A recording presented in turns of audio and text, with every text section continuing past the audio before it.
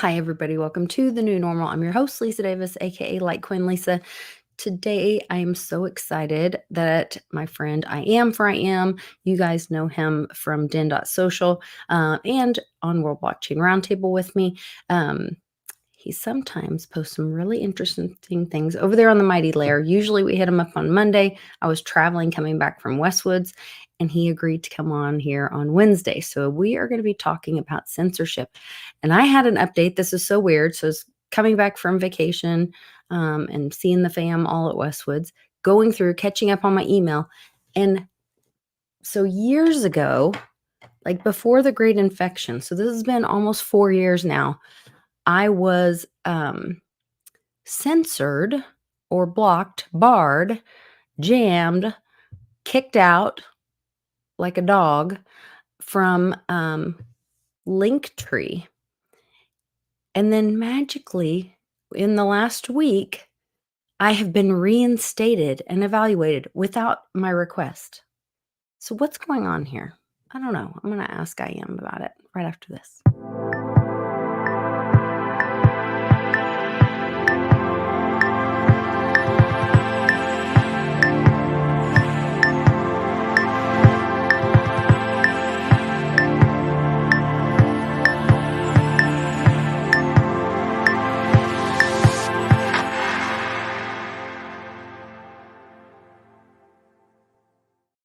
I Am. Great to see you. Good to see you.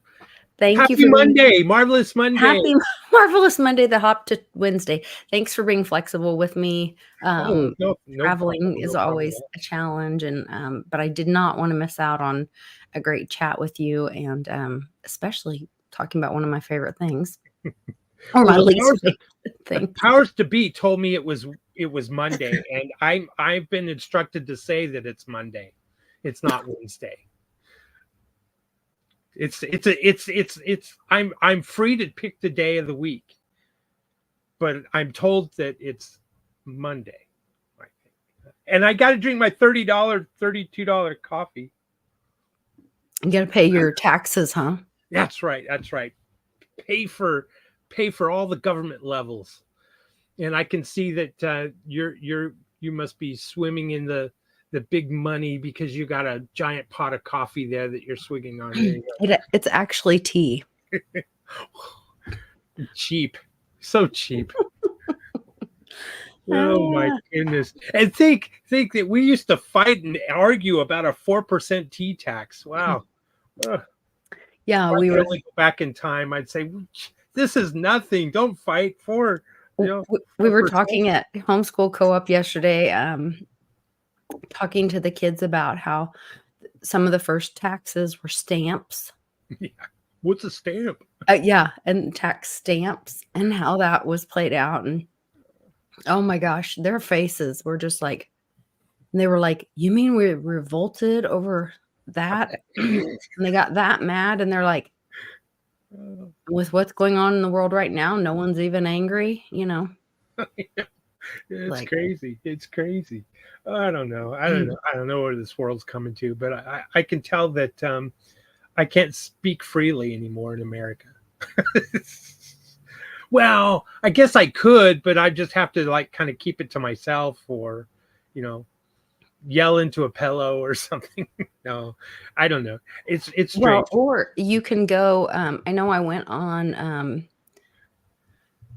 How did I do it? It was like I was on another browser and a VPN or something, and then I went and looked at my Twitter profile. So like, it didn't know I was me, and so sometimes you get you think you're saying stuff and being powerful, but if you saw how the world sees you, you can see how censored you really are, and you're half of the stuff you're saying no one else is seeing.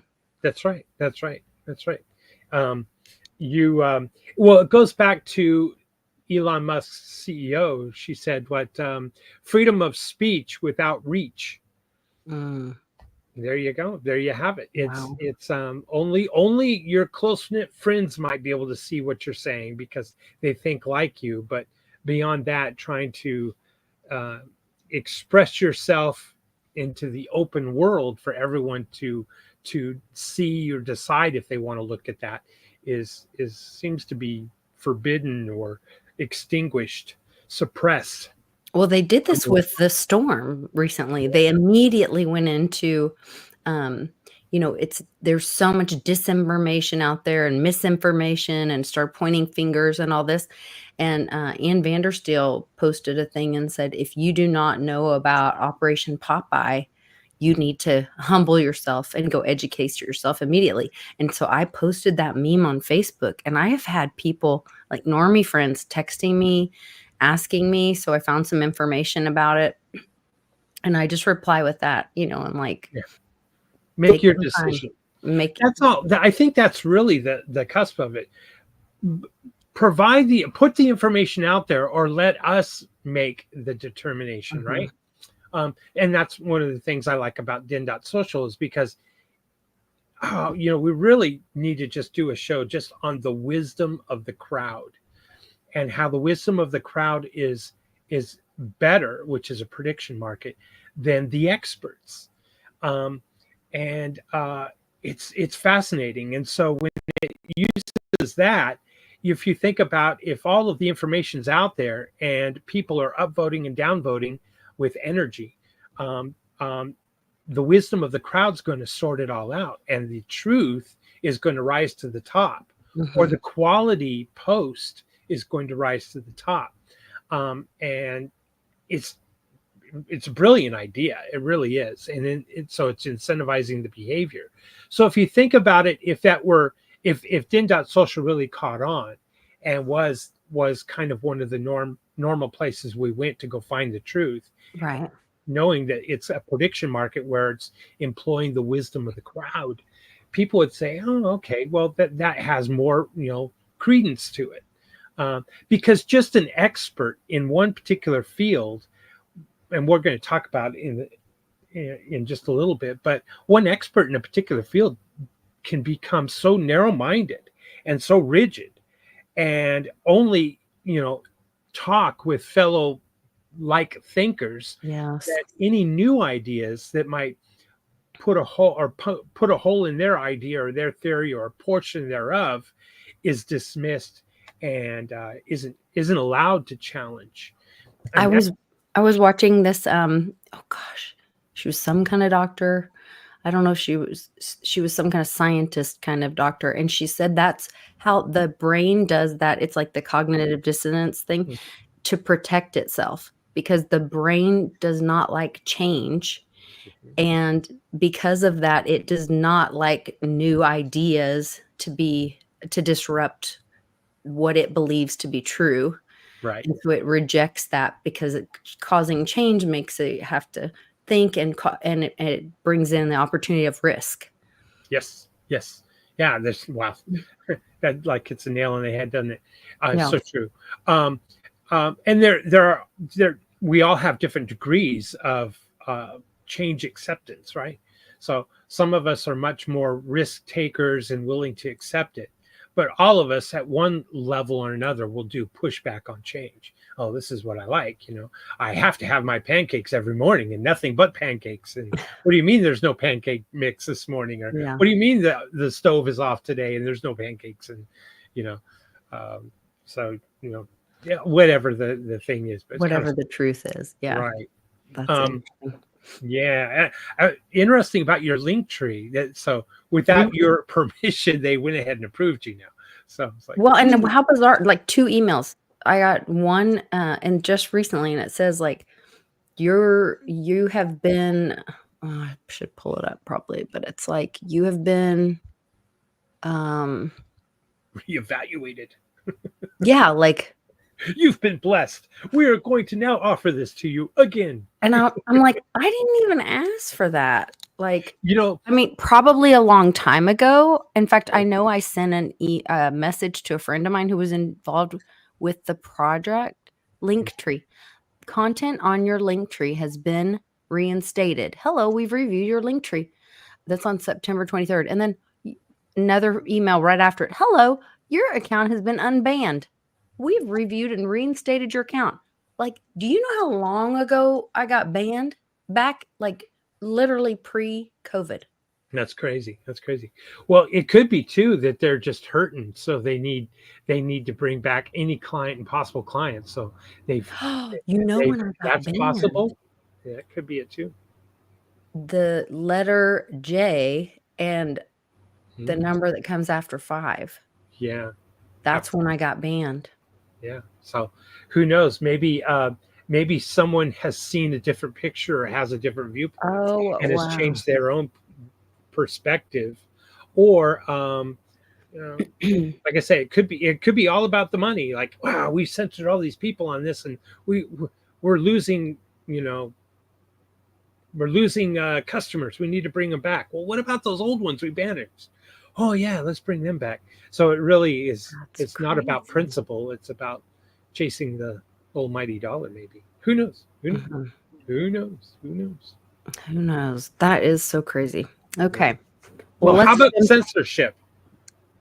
let's jump into this, Yeah. post. I'm very curious about this. So why they censor us? Everyone knows it's about control and all that kind of thing, but I wanted to give a just a little different perspective on this. And I came across this quote: "Silence do good." The pseudonym of Benjamin Franklin. Look at this, written in 1722. I love this quote. It says, "In those wretched countries where a man cannot call his tongue his own, he can scarce call anything else his own. Whoever would overthrow the liberty of a nation must begin subduing the freeness of speech." So if you want to take over a nation, you got to use censorship and control and subdue free speech. Pretty interesting, right? Wow. 1722. The seed was planted long, long, long before the Declaration of Independence. It's fascinating, fascinating. This was under the King of England too, right? But Wretched countries where a man cannot call his tongue his own, he can scarce call anything else his own. Well, and right now everyone's talking about the great taking. There's fear around, I guess the $750 that they are offering right, storm victims. Now they're saying that's coming out of like SBA funds and they're actually loans and don't take it because they might take your house. I mean, there's all this kind of, Joey. we Yeah, don't know what's evil, true or a lie evil. anymore. Yeah. Well, so anyway, first let's go into some words of wisdom. Let's share some words of wisdom here. Soccer. So here's a referee. The yellow card is, warning. A red card is you're out of the game.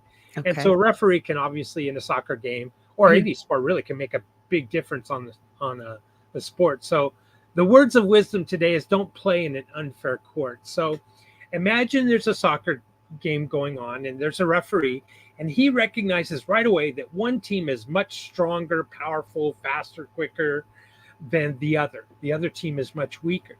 So this referee decides to rule against the stronger team and starts throwing violations, stopping the game, and making bad calls. Essentially, making the weaker team stronger by an illegal use of rule calling, shall we say? Well, censorship is just like the referee's biased actions in the game is, and so the idea here sometimes people say don't play in an unfair court. Like if the judge and the jury is against you, why are you going to go to court? In the first place, is just one scenario, and censorship works just like the referee's biased, and that's what I wanted to kind of bring people's attention to. Thinking a little bit differently, right? And how we handle an open debate about censorship. But I have a thesis, and it's not really mine. It's already out there.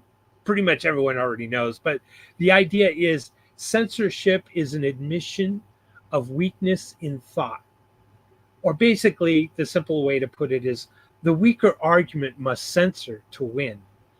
And if government or whomever you're up against um, is censoring, the argument I'm trying to make is the reason they're doing it is because they have the weaker argument. They have the weaker position. in the debate, they are debating from a weak position, and it's going to be much more difficult for them to win. So they have to use a biased referee to win, right? Censorship. So this is the idea here behind it, that they don't want the open debate. They would fear that they would lose because they have the weaker argument, and they know it. And that can actually give us more strength or power. And you know, the I love this movie, and this scene too is like, I want that truth, you know, and it's like, you want the truth, you can't handle the truth. Well, really, that's what we're all just what we were just talking about, like the FEMA thing is what's really going on, what's happening on at the scene. You know, we're in different states, we aren't physically there to see what's going on, but we still want the truth. We want the objective information to be put out there so that you and I and those watching can discern what is true, what is not, what is fact, what is fiction, what has an agenda versus what is really going on. And that's really what our role is, and that's what we want. We want an open debate, and that's essential in being able to find the truth. To discover the truth, you got to have transparency, openness, and so the intellectual movements and individuals that want to discern for themselves, they really thrive in that environment because they're curious. They want to research, they want to know, they want to look, they want to decide for themselves. And so, you know, freedom of speech is not just for those who are speaking. We have to remember that's a great point. All those that are also listening, yes, because we want to listen to sometimes all sides, both sides, or all of the information, and decide amongst ourselves, right? Yeah. And if the weaker side is using censorship, then that's how they're going to win, because some of us aren't going to have the time or the energy or the resources to really dig deep into a particular subject matter or news event and discern out the truth. And so freedom of speech is both for the listener and those who are speaking. So we all know that, you know, that fair ideas won't stand if they're weak. If they have a weak point, they're going to try to deflect and reposition your way of thinking or ideas to a different direction, away from the actual matters at hand or the truth. And that's part of censorship, is redirection. And they don't, because they know that their real idea is their idea. Their position isn't going to stand. And I sometimes will say, you know, the right and the left, and I don't like to use that, but I'll go ahead and do that for at this point in time. But a lot of times they'll say that the right is more flexible, and then others would say, well, no, a conservative is rigid. And but I would argue in that while maybe values might be rigid, the discernment of truth, or the reason to find the truth in the subject matter, is not rigid. It is of intellectual curiosity. And unfortunately, a lot of our colleges and universities have stamped out that intellectual curiosity. And it's actually a form of censorship. And that's why they've pushed the victim narrative. yes, You're not allowed to hurt their feelings. You're, you know, it's not a right. It's where feelings, not rights, matter, you know. Right. Such as hate speech. Yes. Speech, I think you're referring to. That's a whole nother topic. Well, I'd love to jump into that. But really, censorship is just a shortcut to control. And rather than defending their idea on merit, saying, no, the facts are A, B, and C, plus, you know, this, and this, and the numbers added to that. Rather than sticking to the facts and arguing that way had hominid attacks happen and these kinds of, because their position of strength is not a position of strength. It's weak. Um, and so it's really the strong versus the weak argument is really what it comes down to. And so they have to censor because that's how they're trying to be the referee, a biased referee, right?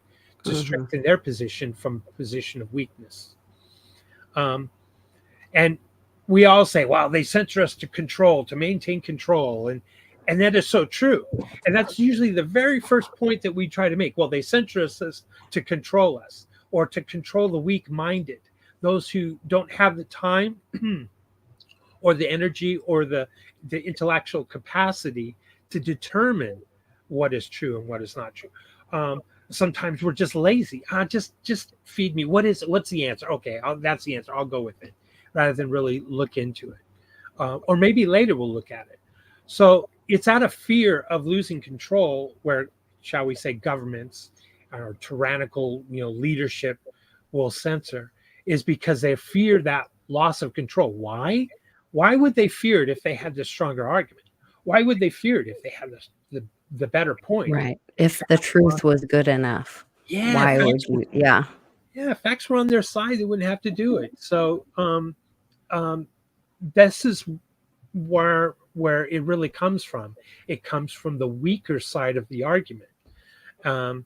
It's kind of like the Southern saying, "Oh, bless their heart," Mm-hmm. but it's not. I don't feel that way when it comes to government censoring or big tech getting in bed with government and censoring us, or their position is different than mine. Well, my feeling is, if their position is that far different than mine, then I'm going to give them less energy. I'm not going to feed into it. I'm not going to go to their sites. I'm going to go to alternatives. And maybe it's not easier or simpler, or maybe I have to go to multiple locations. But that's me. That's what I'm willing to do to try to find and discern truth on my own. And I'm willing to be flexible. I'm sorry. Don't you think we all have to get to that point of pain where we're like, no, I'm not going to sit there and be told what I know is a lie, and I'm not going to let you call me a liar. Like, you stop participating in those circles of, false reality. You find different communities. You opt out. I think that's where we're all kind of getting to that place of like, I'm not going to sit there and watch CNN. I Right. mean, I'm not going to sit there and listen to those lies. I'm not going to listen to. I heard I shared it on the Telegram. University professor in Kansas, of all places, saying that all conservative men who believe that a woman is not capable, or who is not capable of voting for a female president in the upcoming election, need to be lined up and pow-powed. And he literally said this in his class. And I'm just like, if I was a student there, I would go to the university and ask for him to be fired immediately. That is so inappropriate. Like, Absolutely. all of this stuff just needs to stop. And this professor could have tenure, so she knows that they can't be fired. Maybe the administrators would feel the same way, so that the person is empowered. But that's when you, as the student, need to leave. That's right. That's right. And isn't there countless stories where the parents say, I love my little angel, and he or she went off to college, and I don't know what I got back. Yes, but I paid for I it. have friends like that I can attest to that. And they're like, we do not know what happened, but they lost their mind. Right. Yeah. They've been co-opted and Indoctrinated. Indoctrinated by the colleges and universities. It's sad. But remember the movie, the Christmas Story, Fragile? Yes. Fragile. Oh, it's from Italy. It's fragile. Italian. Italian. Well, their debate is fragile. The fragility of their debate, weights. So I'm going to give you another real quick, great analogy here. Let's just suppose there was a great infection. Okay. That would be awesome. Yeah, just imagine this, that it Okay. happened or could have happened Another or story could have. time with I am, That's right? right. That's right. So imagine scientists are trying to solve this big mystery. We gotta, we gotta find a cure for this disease. And they're well, of course, they're scientists. They're going to use a scientific method. They're going to observe and they're going to gather data and they're going to come up with different ideas and possible solutions. And they're going to test and gather more data and try again and continue down that road to find the solution, the cure, and they're going to share their information and they're going to write papers about it so others can poke holes in it and maybe they will add to the scientific method and their endpoint in desire to find the cure for this great infection, this disease. So that's the ideal scenario. But now let's imagine that a powerful, ugly, evil group, you know, doesn't like what these they would call them mad scientists that are using the scientific method, and they decide to block their research. They're going to defund them. They're going to censor them. They're going to kick them out of the university. They're going to deplatform so they can't even have any conversations or get their ideas out there anymore because it goes against what their agenda is, what their position is. They're going to do what? They're going to censor the scientists that don't match up with their. They're going to prevent them from even experimenting, making it illegal and pass laws and legislation and regulations to prevent this, potential solution from even coming to play and coming into market or solving an ugly disease. Just imagine that were to happen. It all came down to really censorship and censoring a group of scientists that didn't believe like they did, but they were a little bit more powerful. And because they were a little bit more powerful, they could censor the other scientists. It wasn't because that they had the better idea, the better solution. It wasn't that at all. They actually came from a position that was much weaker because they weren't even employing the scientific method. Their energy was spent more on defunding the alternative scientists that were trying to come up with the cure. Um, and so this is an example of even using money as a form of censorship, defunding other experiments and defunding the scientists with their potential, discoveries. I have one problem with that. Yeah. So we're starting this week, we homeschool, and we're starting science fair. So in the 7th grade, the 7th graders do science fair. Yes. It's a 10-week process. And you just had it up there where it said test, gather data. You have to do your theory, then thesis, blah, blah, blah, blah, challenge, testing, data, whatever. So the kids were starting to put together all of our tools that we're going to use. They have a journal, they have this worksheets, they have whatever. They have been told they may only write in pen. Only in pen. The kids, this one little girl's freaking out and she's like, no, I need to be able to erase. And they're like, no, you can't, because this is scientific theory. And so we're trying to teach them the process. We don't really care about their test. We're teaching them the process. Part of the process is that you show your work and you show your mistakes. So for them to censor or block any part of that process, you are actually not using the scientific method. So you have just destroyed any scientific method or outcome. You've invalidated your own findings the minute that you censor them. That's right. That's right. That's right. That's wow. What timing, huh? Yeah, the timing of this. That's why I'm sitting here grinning while you're talking about this. I'm like, okay, I don't want to interrupt him because he maybe is going to say you have to use a pen and you just draw one line through it so that you can see your mistakes, because you have to be able to prove the truth at the end. They have to see the mistakes. They have to see everything. If there is any form of censorship, anything is hidden in your scientific method, you throw the whole thing out Right. Right. if you cannot prove all of it. Yeah. Anyway, this is Transparency, great. right? Yeah. Transparency. So, in this analogy, it's just that the false ideas become unchallengeable. Mhm. The strong, powerful group of scientists that have all the funding, they become unchallengeable because they're suppressing and censoring their competition. And it's maybe more of a race to market and to make money rather than the real cure in this analogy. Right. Remember, this is just an analogy of Right. Right. a Right. potential future or past grain infection. Um, but it just shows not just the power of censorship, but again, it came from a point of weakness. Yes. And why they censor us? Because it's a weak position.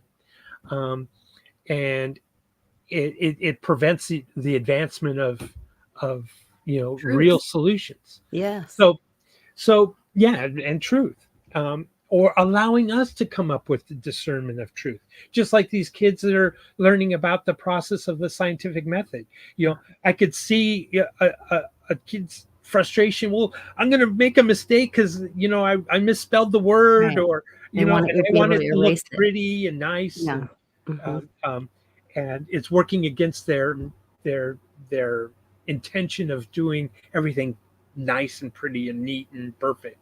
And it's a big lesson to learn beyond just the scientific method, right? Right. But so the the thing here is that the strong ideas will win. And I kind of like think of the law of economics. It's like the honey badger. It doesn't care what a government is going to do with its money. Eventually, the law of economics is going to catch up if they're overprinting. You know, the law of economics always wins. It's going to create inflation because it's too many dollars chasing too few products. It's the law of economics. It really doesn't have a time frame.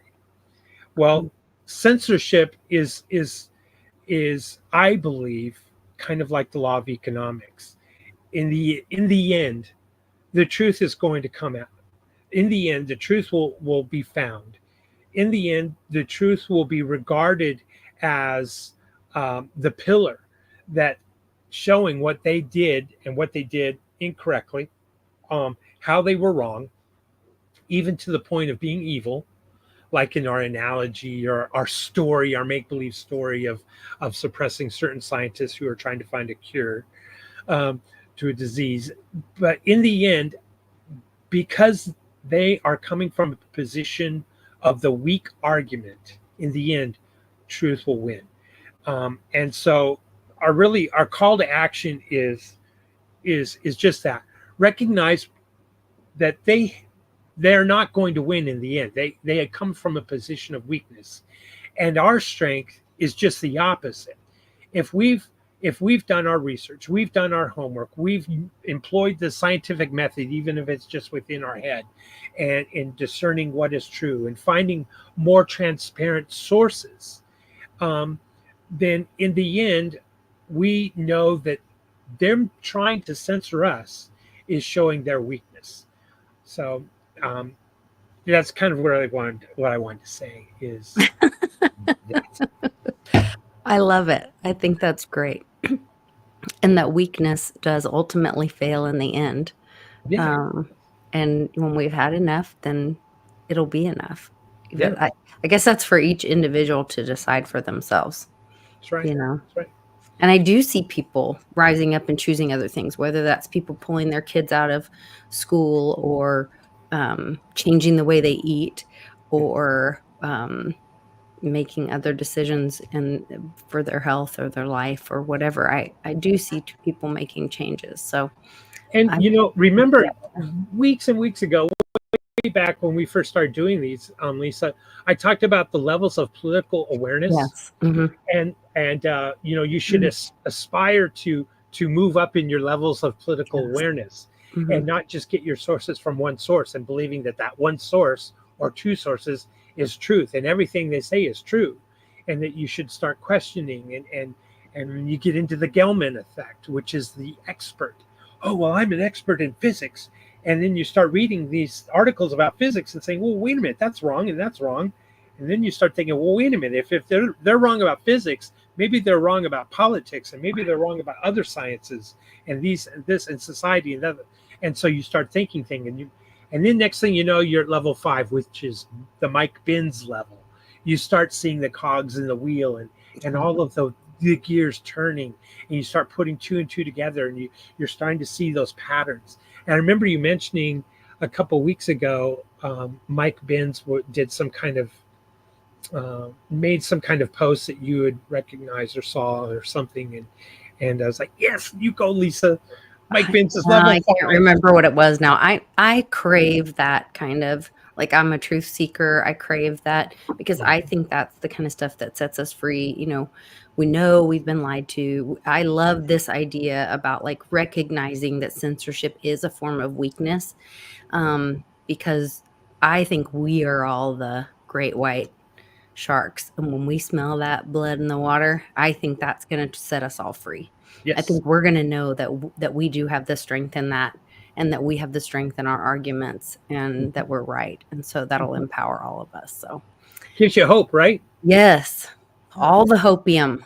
I love it. We'll do it.